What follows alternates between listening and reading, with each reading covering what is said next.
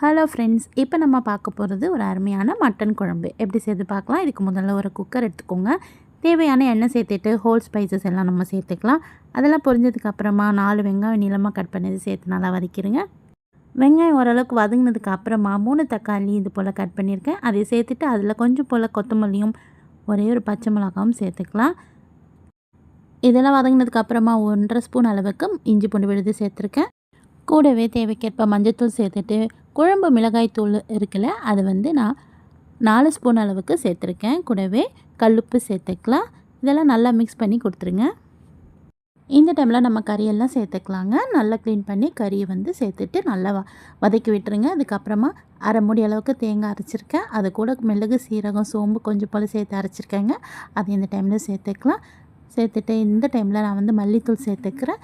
5 spoon அளவுக்கு மல்லித்தூள் சேர்த்துட்டு நல்லா வதக்கி கொடுத்துருங்க. வதக்கிட்டு